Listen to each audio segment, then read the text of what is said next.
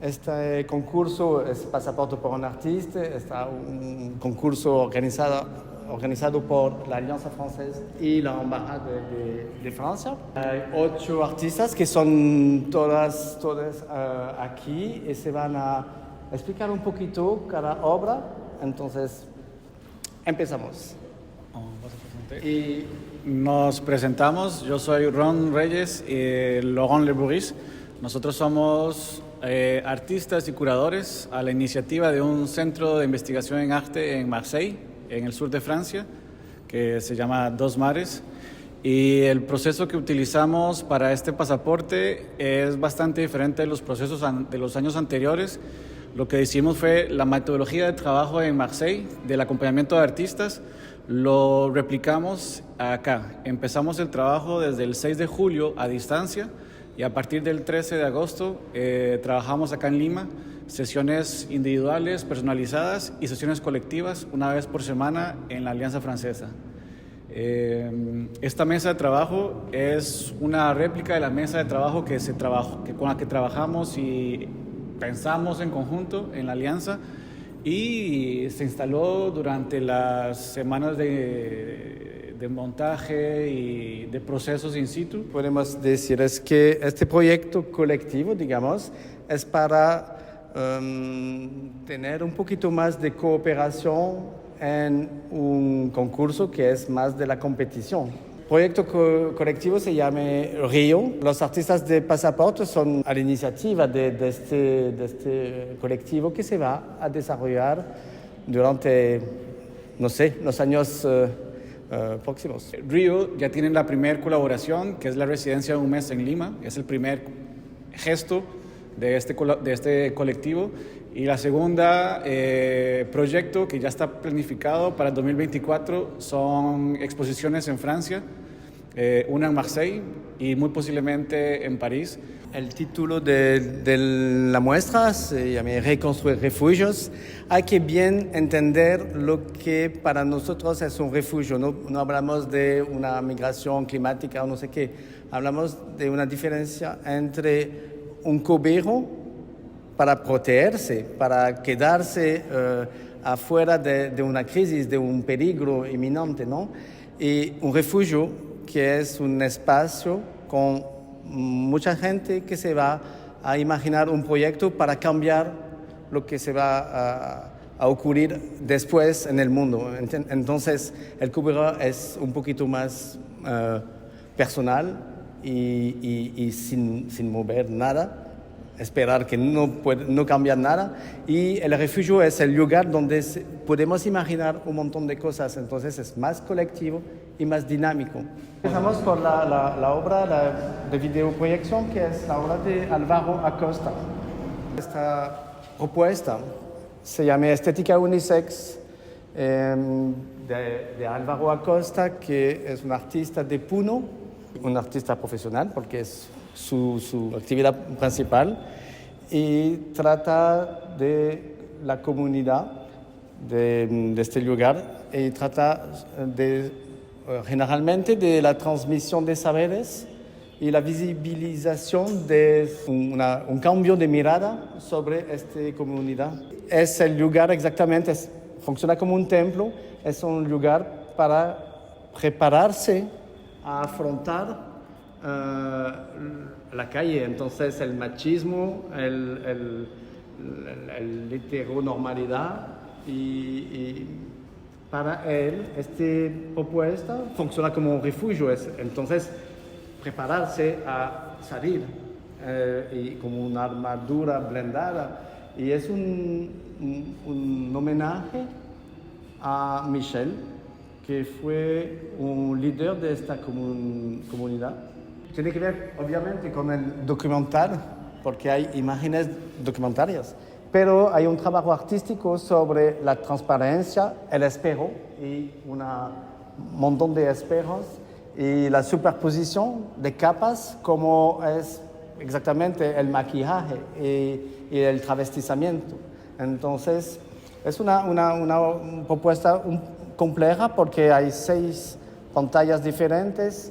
Se va como anamorfosis de este lado y también una inversión de la imagen. Y estas personas son mi familia y este proyecto responde a una frase que escuché de niño, que era que en el campo no hay maricas, por esta hipermasculinización que tiene el campo. Yo soy de Puno. Entonces, cuando escuché esto, y a veces te lo repiten tantas veces, uno se siente solo y a veces se las cree. Entonces, este proyecto procura documentar en primera persona todos estos ritos travestis propios de mi comunidad, el travestirse, el cantar, el maquillarse, el mirarse al espejo y encontrar en ese reflejo una identidad. Por más malogrado y de mala calidad que sea el espejo, ese reflejo eres tú. Y con eso como armadura sales a la vida, ¿no? Entonces, un poco de eso creo que está aquí, al fragmentarlo, al extraer el símbolo del espejo, al traer a Puno hasta aquí, el centro de San Isidro, ¿no? Entonces, esa es estética unisex. Después pasamos al fondo de la sala. Esta propuesta es la propuesta de Cle Delgado, se llama Actas. Cle Delgado, vos creciste en Chiclayo y ahora trabajas aquí en Lima. Cle trabaja sobre el cuerpo, la memoria, la identidad, el género y también todas las presiones de dominación, de supremacía masculina, del patriarcado. Tiene una práctica de grabado. Esta instalación tiene un montón de vínculos entre, obviamente, la cuestión de la mano, porque la emancipación, la raíz es mano, de la emancipación, y también la manipulación tiene obviamente que ver con la mano y el grabado también. Todo este espacio quería hacer un espacio que cuestionara, hablara sobre cómo el sistema patriarcal se impuso a partir de la colonización. O sea, hay como diferentes momentos de la historia que rescato de cómo este sistema patriarcal termina oprimiendo, termina sometiendo, esclavizando, extractivizando. Este refugio nació del cuestionamiento en mi espacio familiar, de no sentirme representada, de no sentirme visibilizada, de que a veces no tenía voz o no tenía formas para expresar lo que yo quería decir. Y luego lo empecé a notar también dentro de lo social, ¿no? Que acá en Perú de alguna manera es mucho más fuerte, y lo empecé a notar a través de la historia oficial, donde en la historia oficial vemos que lo masculino es lo protagónico, lo masculino es lo hegemónico, ¿no? Lo que es más visible. Empiezo con esta imagen, por ejemplo, cómo el poder es representado en este grabado histórico que lo hicieron en la colonia como propaganda para decir nosotros tenemos el poder y seguimos la secuencia de linaje de los incas. Entonces, para mí, la representación de poder siempre ha estado ejercida en la imagen, ¿no? Del occidental a través de la mano en sus diferentes posiciones o si no, la extensión de la mano a través de un objeto falocéntrico, ¿no? Entonces mi idea de este pequeño acto sutil, porque así como la propaganda es sutil para demostrar poder, ¿no? De manera sutil rescaté una acción que al día de hoy permanece, que es las manicuristas que ocupan este tipo de trabajo son de alguna manera, tienen un trabajo esclavizado, no tienen un trabajo mal pagado y en su mayoría es ocupado por las mujeres en su diversidad. Entonces, con este pequeño acto de hacer manicure, le borraba las manos del poder, ¿no? a estos personajes. Entonces, de manera sutil, ellos crearon una imagen de propaganda. Yo de manera sutil borro esas manos de poder. Luego, en esta imagen, lo hice a través de la serigrafía También otro momento de la historia en la que hubo colonización, sometimiento, esclavitud a los indígenas fue la época del caucho.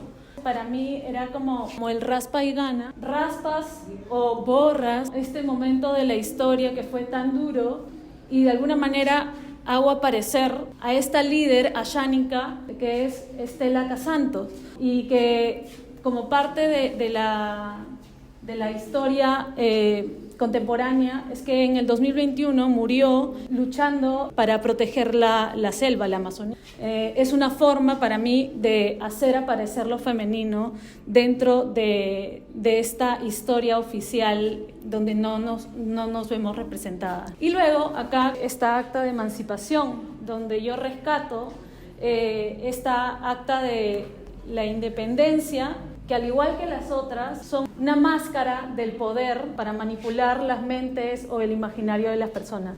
Cuando yo vi esta acta de la independencia no me sentía representada, no me sentía visibilizada. Las mujeres en su diversidad no se encuentran en esta acta, solamente están estos hombres con grandes apellidos o de mucho poder, ¿no?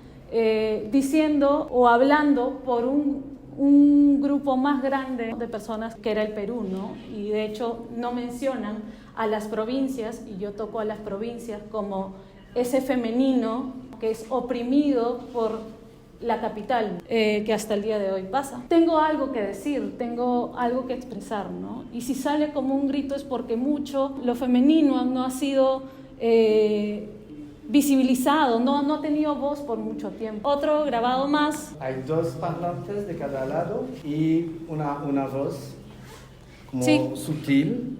Sí. Y textos, y 3 textos. 2.186.800 pasos. Madres, hijas, hermanas. Somos las 92 mujeres que dimos nuestras vidas por la revolución. Para mí el grabado es en todos los sentidos. Y una forma de grabar en el imaginario de las personas era hacer estos audios donde estas mujeres son protagonistas en una parte de la historia del Perú, donde se empezaron a hacer revoluciones en el inicio de la colonia, en una batalla con Chile, o las que acompañaban a Tupac Amaru, que fueron todas mujeres, y que después existe esta parte de la historia, pero que de alguna manera no ha sido tan visibilizada, ¿no? Algunas no existen y otras existen, pero no han sido notadas. Y entonces, al escuchar, de alguna manera te lo imaginas, y al imaginarlo ya obtienes en tu cabeza un imaginario donde lo femenino es el protagónico. Ahora vamos a pasar a la sala que está a la izquierda de la mesa colaborativa. Vamos a hablar un poquito más de esta instalación que sigue en el segundo piso, en el pasillo, pero empiezo aquí con la video. Es instalación. Se llama We Realize We Have to Change Everything. El artista es Gonzalo Hernández. Trata con explorar narrativas personales y llegar a dilemas contemporáneos como el trabajo, el éxito, el fracaso. Y también utilizo el lenguaje y textos e imágenes a veces, y video también, para crear interpretaciones simbólicas. Está dividida en dos. Ahí es el pasadizo, digamos que es la pieza principal, y se conecta un poco a estas dos estructuras también que tienen un video que realicé hace 10 años. Es un video donde hay una serie de preguntas con respecto al arte y con respecto al sistema local del arte peruano, que como dije se realizó hace 10 años, y las preguntas también reflejan un poco lo que ocurre en el pasadizo, que son estas estructuras hechas de madera y de otros materiales, en las que la idea es un poco que se entienda que que las estructuras del campo del arte en general son bastante frágiles. No hay una norma. En el mundo del arte en realidad es bastante diverso. Entrar y salir, no hay una estructura exacta. Esto es un poco un cuestionamiento a eso, ¿no? Un reflejo a qué frágil son las instituciones, ¿no? Donde en un concurso como este, en el que no se les ha pagado a los artistas, o en el que simplemente es el único concurso en el país en el que se da un tema monetario para la producción de obra, ¿no? En otro de los concursos en Lima no existe ningún tipo de remuneración.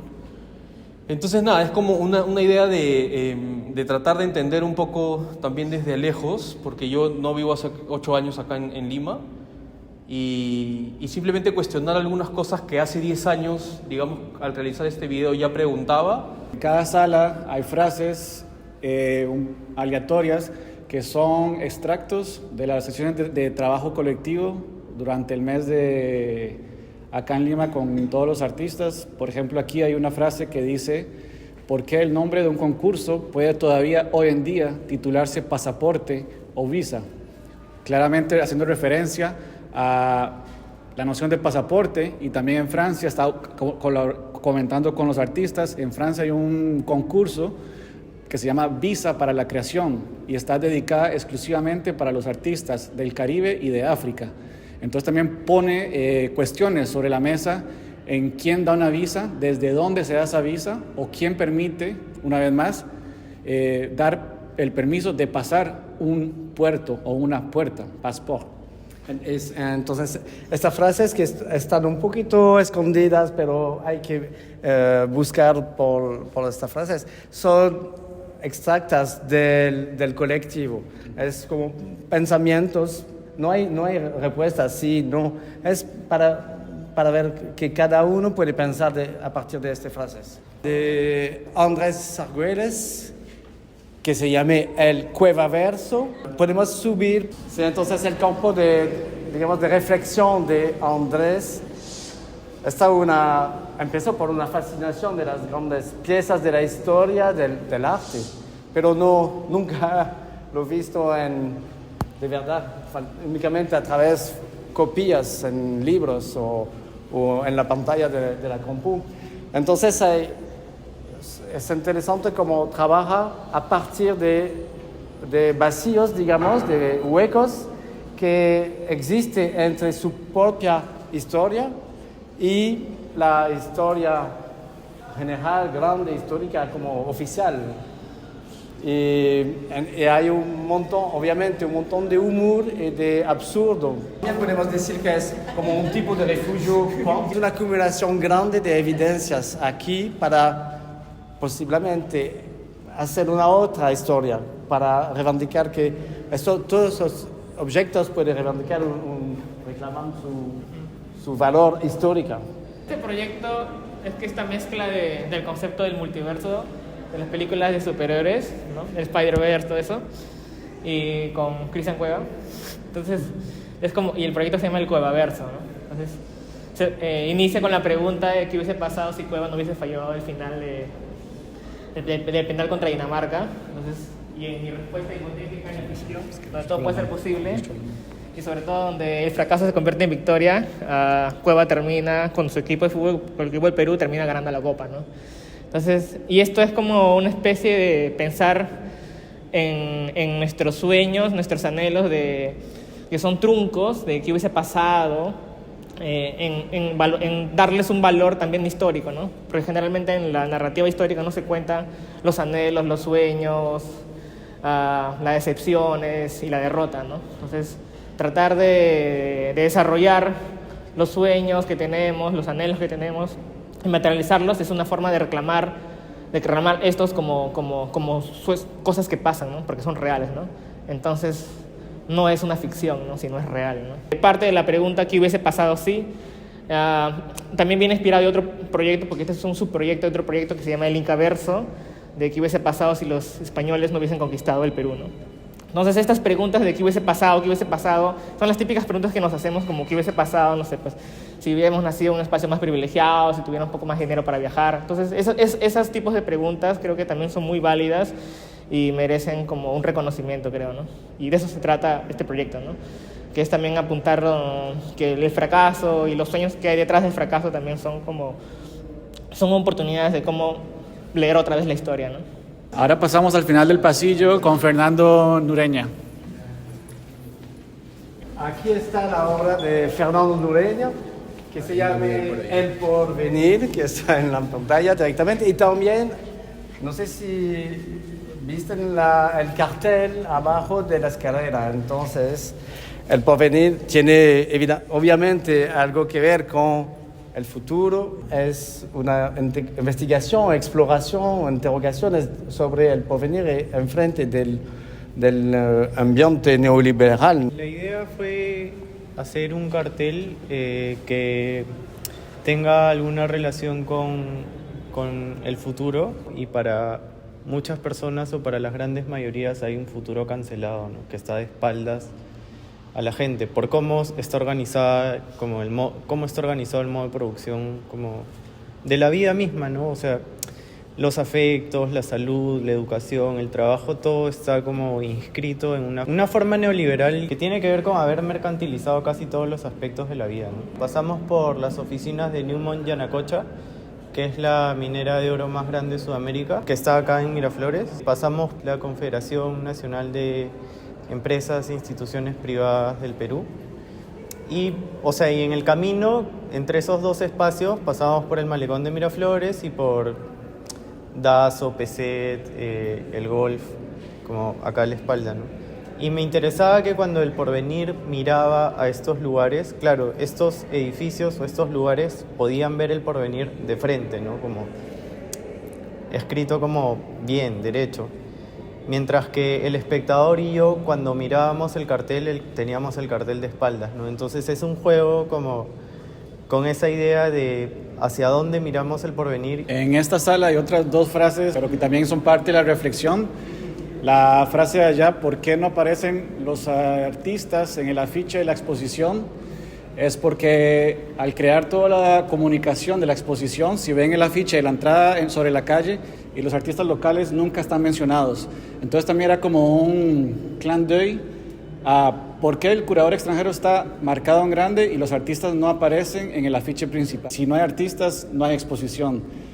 Es una manera también de cuestionar la institución, y justo cuando se suben las gradas hay otra frase que dice: si hablar de dinero es tabú, ¿de qué viven los artistas? Eso sale a partir de una reflexión de que entre artistas nunca se habla de cuánto te ganas por esta pieza, cuánto cobra tu galerista, 50-50 o 60-40. El coleccionador puede decir el precio que quiera a veces y jugar hasta bajarlo hasta el precio que él quiera, o galeristas y no pagan a veces. Es una cuestión de por qué no hablamos de dinero cuando la actividad del artista muchas veces se encuentra en precariedad. Pero lo que es interesante es que no es una voluntad deliberada. Es una institución que siempre hace esta cosa. Si no hay una persona que dice, creo que hay un problema aquí, que faltan los nombres, entonces se perdura este tipo de cosa que pase como por debajo. Entonces creo que el próximo año se va a escribir todas las artistas. Entonces las cosas pueden cambiar si hay como una pregunta y decir, bueno, creo que hay un problema aquí. Ahora vamos a atravesar el pasillo y entramos a la derecha a la instalación de Pierina. Estamos en una instalación de Pierina Másquez, Limo. Una instalación que se llama esta orilla, es la montaña donde nace el cielo. Pierina viene de Chiclayo, la región de Chiclayo. El campo de reflexión de Pierina es cómo mantener el funcionamiento de lo doméstico a pesar de las afectaciones que puedan amenazar o destruir este campo.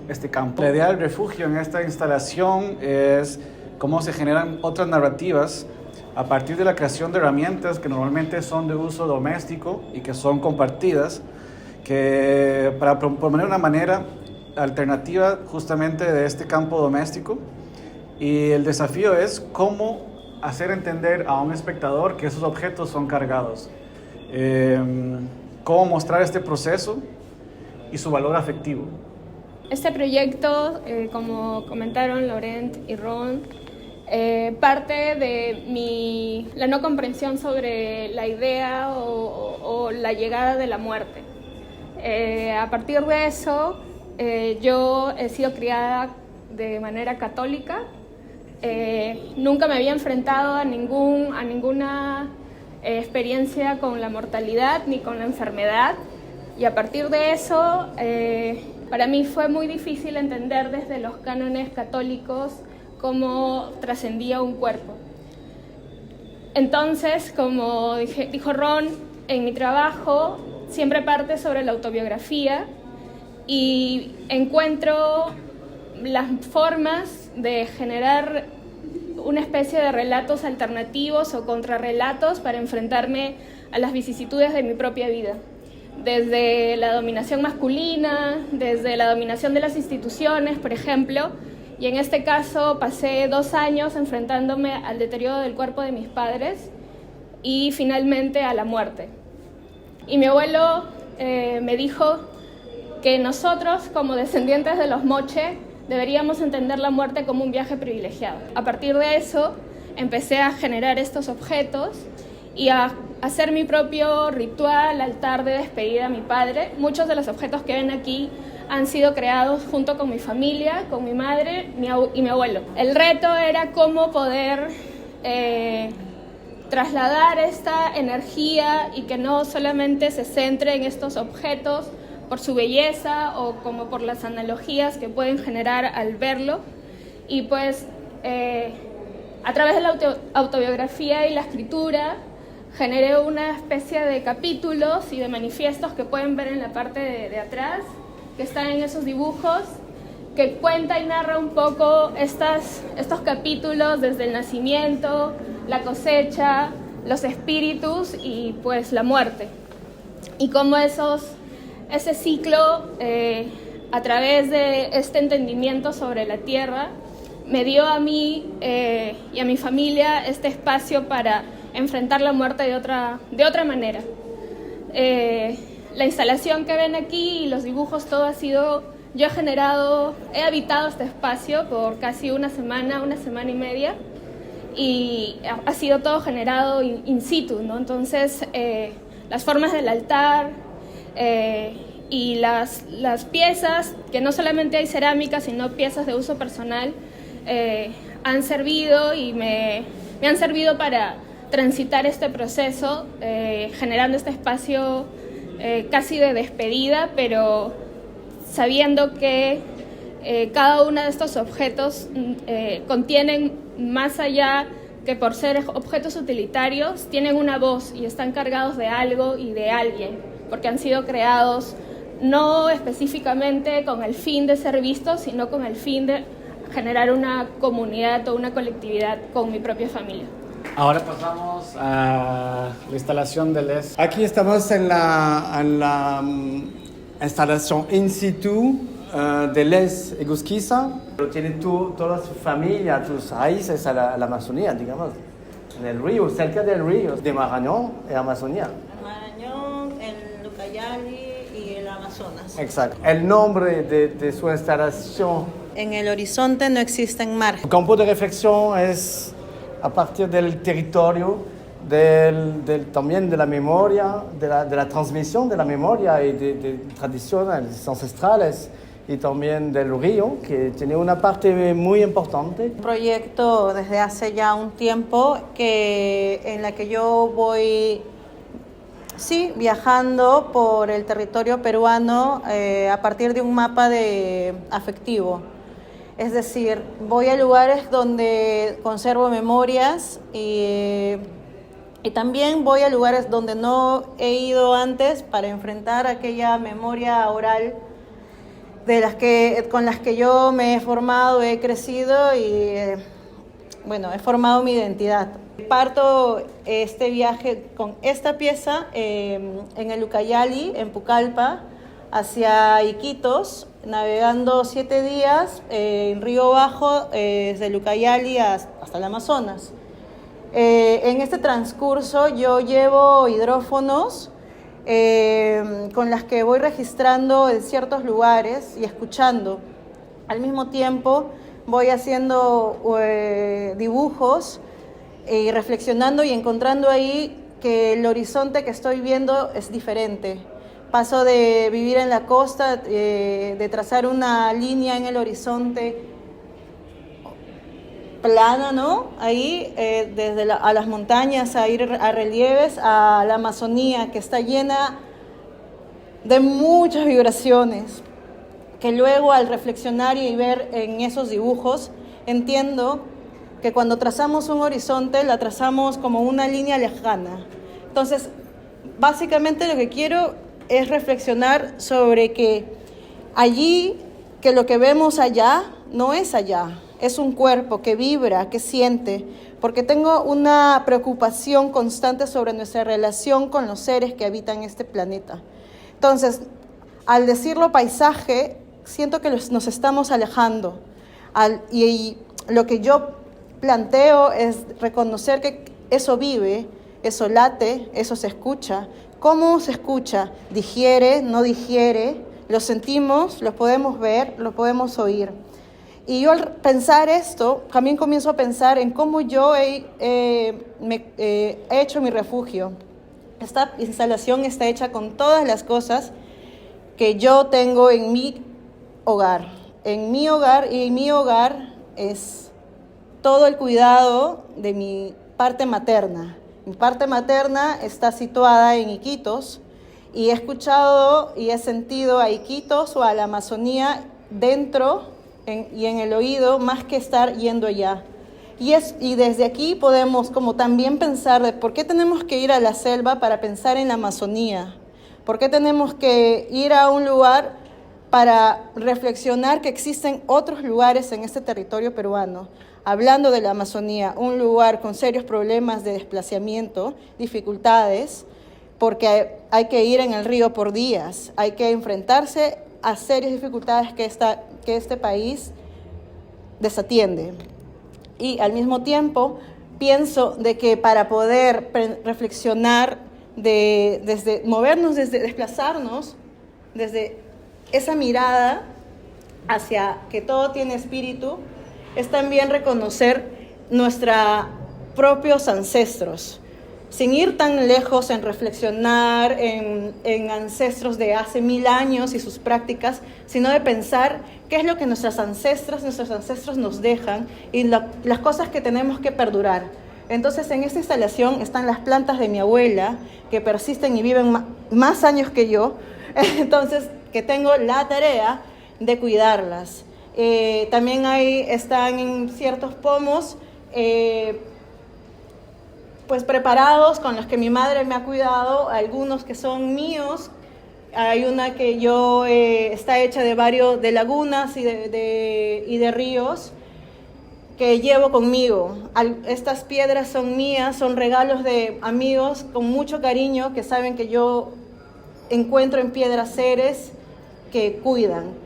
Entonces, así podría hablar de todos estos objetos que están acompañados del sonido, que ha sido esta investigación que les comenté al principio, que luego yo voy a mi taller y comienzo a trabajarlos en el espectrograma, comienzo a dibujar en el espectrograma horizontes. Entonces, lo que estamos escuchando en verdad son dibujos con una posibilidad de escuchar los espíritus, de escuchar el horizonte que vibra, porque hay que pasar esa idea de horizonte para estar allí y quizás reflexionar que hay una posibilidad de reflexionarnos a todos como parte de un territorio. Los sonidos que escuchamos vienen todos del río porque es grabado, y tiene una alarma, tiene un trabajo de buscar en el río lo que tiene como un señal de alarma, como el comportamiento de los pájaros. Claro.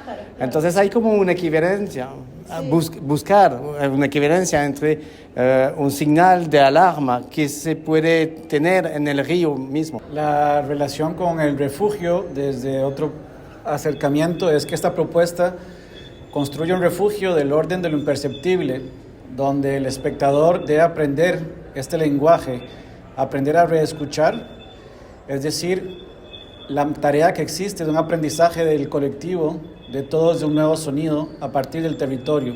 Y ahora finalizamos la visita con instalación de Enrique Peso, tiene que ver con la región de Iquitos también.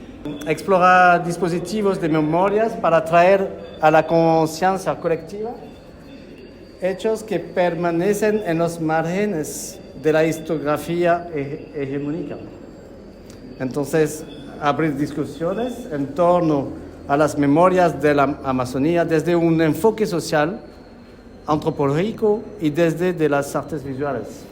Soy de Iquitos. Mi línea de trabajo tiene que ver mucho con el territorio de Amazonía, por el hecho también de tener muchos cuestionamientos, muchas reflexiones en torno a qué representa ser un sujeto amazónico occidental bajo diversos imaginarios, desde el paternalismo, desde una cuestión de estructura de poder, un territorio totalmente víctima de un sistema extractivista, ¿no? Entonces, todos esos constructos o todas esas subjetividades que han ido alimentando mi forma de entender mi territorio, pues he encontrado a través del objeto, de la fotografía, de la instalación, una forma también de buscar, ¿no?, ciertas respuestas a ello. Vengo y soy consciente de ello, ¿no?, desde un constructo totalmente racional, bajo un pensamiento occidental, en la que la educación pues está totalmente cimentada en una cuestión eurocentrista, ¿no? Entonces, creo que a partir de eso trato de rebuscarme, ¿no?, de encontrar ciertos símbolos a partir de mi lugar de origen, finalmente. O sea, he vivido hasta los 23 años en Iquitos y pues toda mi forma de entender mi ciudad pues está en base a una memoria familiar, a una memoria territorial, a una memoria de los ríos. Y creo que eso conecta mucho, ¿no? Sensibiliza mucho mi forma de relacionarme con este proyecto. En mi línea de investigación, ¿no?, baso mucho este proyecto en referentes académicos, en antropólogos, en archivos fotográficos, que es, digamos, la forma en también cómo trato de relacionar ciertas influencias o ciertas referencias visuales para construir esto, ¿no? Encuentro una ilustración que es, cuando llega Francisco de Orellana, el conquistador español a la Amazonía, llega con un ilustrador, ¿no?, y se presenta, digamos, en ese periodo, 1592, al río Amazonas con una gran serpiente que atraviesa todo Sudamérica. Entonces, yo cuando me encuentro con ello, es como, qué interesante esto, porque de alguna forma ya la idea o la metáfora de la serpiente ha estado bastante presente dentro de mi línea de investigación. Qué interesante esta forma, ¿no?, de entender también el territorio a partir de estos seres, ¿no?, seres que transitan una realidad paralela a lo que nosotros entendemos como este territorio pues totalmente occidentalizado. Hay un fragmento que lo tengo así como muy presente, ¿no?, que es de Jeremy Narby, que es un antropólogo que se va a la Amazonía tratando de encontrar ciertos lazos, cierto diálogo entre Occidente y la Amazonía. Y creo que cuando me enfrento también a eso es como, sigo esa línea, ¿no? O sea, trato también de yo encontrarme en esas subjetividades amazónicas o esa convivencia amazónica a partir de esa lectura, ¿no? Soy una persona que estoy como influyéndome también de referencias literarias, y este fragmento dice, ¿no?, algunos han cavado al mundo subterráneo para habitar un lugar llamado el fin del río. Otros habitan o residen en los seres vivos, incluyendo a los humanos, y es en la fisura de su cerebro donde habitan los gemelos. Entonces, es un fragmento que me ha acompañado durante todo este proceso de creación, también junto con Loron y Ronald, ¿no? Y con las compañeras.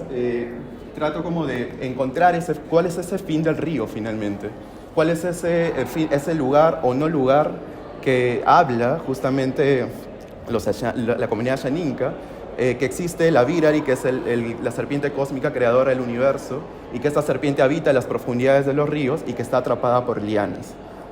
Y que para que los sabios, ¿no?, accedan a esa información de este gran ser que es el Abirari, hay que nadar hasta las profundidades del río, hasta encontrar el fin del río. Y este fin del río pues es el refugio finalmente, ¿no? Es el refugio en la que se prepara diversos discursos, en la que se cuestiona, en la que se reflexiona, en la que se busca otras formas también de relacionarnos con este entorno, ¿no? Y creo que eso finalmente me ha acompañado, ¿no? Durante este proceso. Ahora, en torno a la instalación, ¿no? Es como señalar el aspecto totalmente colonial, ¿no? Creo que para descolonizar la mente hay que señalar que esto existe. Entonces, esto es como la parte más racional, por de alguna forma, porque estoy como tratando de crear un mapa de constelaciones a partir de archivos de la época del caucho, a partir de ilustraciones cuando se comienza a evangelizar la Amazonía o Iquitos, la serpiente, mapas del Marañón, del Amazonas, bueno, los diversos archivos desde las cuestiones imperialistas, los británicos, los franceses, los españoles, que hubo una primera colonización por los españoles, pero también una segunda recolonización que fueron con los ingleses a partir de la explotación del caucho. Entonces es como una suerte de señalamiento a esa parte histórica en esta suerte de mural, ¿no? Y luego como que transito a partir de la palabra en crear imágenes, claro, son acciones, lo denomino acciones para reconstruir el refugio de la serpiente líquida, que son acciones en las que cuando te acercas a leer, ¿no? Te creas como una imagen mental y esta imagen pues se convierte, digamos, en una, si queremos, ¿no? En una fotografía para repensar también ese refugio de esta serpiente líquida, ¿no? Y estas telas que tratan como de interrumpir la visión de este lado colonial, pero también del lado más subjetivo, que es la palabra. Los ladrillos, la intención era como traer el objeto del mapa, digamos, esto es una cartografía a partir de una ilustración, pero ¿qué pasa si lo trasladamos a un objeto, ¿no? Como es el ladrillo? El ladrillo es digamos, desde una cuestión de extraer tierra también. Entonces esta cuestión también está como presente el tema de la poscolonización, ¿no? La extracción de recursos para crear algo, y el bloque mismo ya me lleva a una cuestión industrial. Entonces si pensamos ya en el término industrial, ya nos lleva a toda una cuestión pues extractivista en la Amazonía que actualmente pues es bastante presente, ¿no? Y encima de las de la greda, ¿no? del ladrillo, utilizo una técnica de Van Dyck, ¿no? Que es como revelar estos acetatos, ¿no? Encima de estas para dejar una huella, pero al final se convierte como una pieza performática, porque con el tiempo digamos, la greda comienza a absorber la plata y va a ir desapareciendo la memoria occidental. Y eso es lo que me interesa finalmente, ¿no? Como desaparecer esta memoria occidental para reivindicar símbolos precolombinos. Gracias y buenas noches. Gracias.